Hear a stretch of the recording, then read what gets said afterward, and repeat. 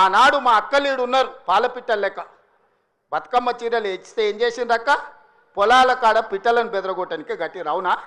ఎన్నడన్నా ఈ తెలంగాణలో ఏ ఆడబిడ్డ అన్నా బతుకమ్మ చీరలు కట్టుకున్నారా?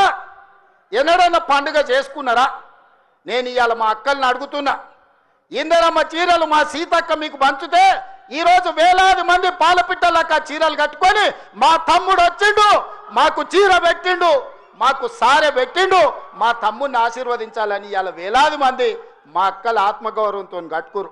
ఈ పక్కలు ఉన్న మా సోదరులు అమ్మో మా ఆవిడ కూడా మంచిగా అందంగా ఉందే ఏందో అనుకున్నా అని పాలపిట్ట చీరల భార్యను చూసి సంతోషపడుతురు. ఇవాళ 1 కోటి మంది ఆడబిడ్డలకు 1 కోటి చీరలు ఇచ్చినందుకు, ఇందిరమ్మ చీరలు ఇచ్చి వాళ్ళ కళ్ళల్లో ఆనందం చూసినందుకు ఇవాళ మేము దిగిపోవాలనా? 67 లక్షల స్వయం సహాయక సంఘాలకు మా సీతక్క 57,000 కోట్ల రూపాయల బ్యాంకు లింకేజ్ ఇచ్చినందుకు, ఆడబిడ్డల్ని శ్రీమంతులను చేసినందుకు మేము దిగిపోవాలనా? 1 కోటి ఆడబిడ్డల్ని కోటీశ్వరులను చేయాలనే లక్ష్యం పెట్టుకున్నందుకు ఈరోజు ప్రజాపాలన పోవాలనా? నేను అడగదలుచుకున్న ఇవాళ ప్రజాపాలన పోవాలి, పాపాల భైరవుడు రావాలి అనేటోంది నేను ఈ వేదిక మీద నుంచి నిలదీయదలుచుకున్నా. నీకు సిగ్గు శరము ఏమైనా ఉన్నదా ఈ మాట మాట్లాడడానికని? నీకు పదవి రాకపోతే ప్రజాపాలన పోవాలనా? ఇవాళ రైతులను పొట్టన పెట్టుకొని ఈ పాపాల భైరవుడు చేసిన పాపాలు మీకు తెలియదా? ఈరోజు ఎన్ని పథకాలు ఏమేమి ఉన్నాయో నేను చెప్పితే రామాయణం అంతా రాసుకుంటే భారతం అంతా అయితే పథకాల గురించి మీకు అందరికీ తెలుసు. నిరుద్యోగ యువకుల గురించి కానీ, విద్యార్థుల గురించి కానీ, ఉద్యమకారుల గురించి కానీ, మహిళల గురించి కానీ, మైనారిటీల గురించి కానీ, రైతుల గురించి కానీ, ఈరోజు దళితులు, గిరిజనులు, ఆదివాసుల గురించి కానీ ప్రభుత్వం అమలు చేస్తున్న పథకాలు మీకు తెలియదా? అంతెందుకు ఈ ప్రాంతంలో ఉండే సమ్మక్క సారలమ్మ జాతరకు ఎన్నడన్నా సమ్మక్క సారలమ్మ దర్శించుకోవడానికి ఎన్నడన్నా కేసీఆర్ వచ్చిన ఆడే?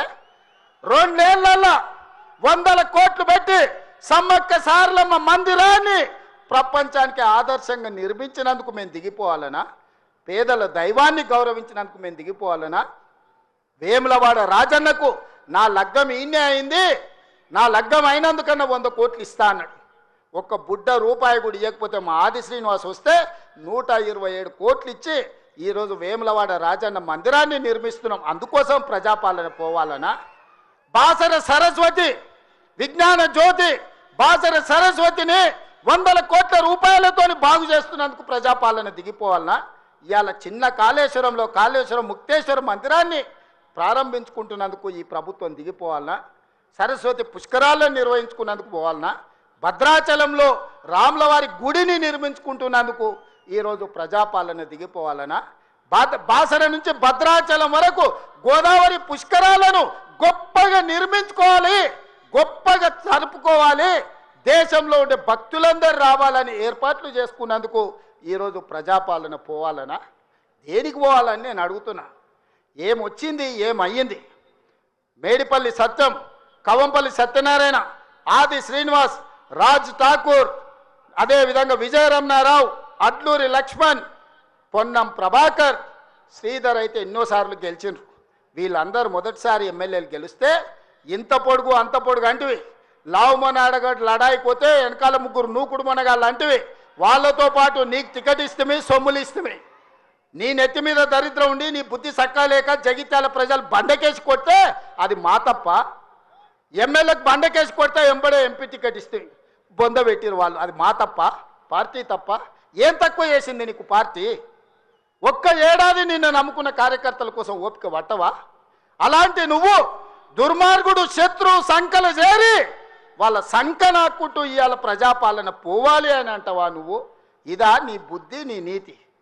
నేను ఇవాళ ఈ వేదిక మీద నుంచి పాపాల భైరవుడు ఎందుకు రావాలన్నా నేను అడగదలుచుకున్నా. నేరెళ్ళ దళితులను ఇసుక లారీల కింద తొక్కించినందుకు పాపాల భైరవుడు రావాలా? ఖమ్మం జిల్లాలో గిట్టుబాటు ధర అడిగిన గిరిజన బిడ్డలకు బేడీలు వేసి నడి బజార్లో నడిపించినందుకు పాపాల భైరవుడు అధికారంలోకి రావాలనా? గ్రూప్ 1 పరీక్షలలో పరీక్షా పత్రాలను జిరాక్స్ సెంటర్లలో పల్లి బఠానీలలా కమ్మి లక్షలాది మంది నిరుద్యోగ యువకుల ఉసురు కొట్టుకున్నందుకు పాపాల భైరవుడు రావాలనా?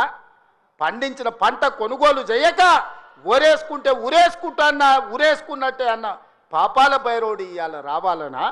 దేనికోసం పాపాల భైరవుడు రావాలని నేను అడుగుతున్నా.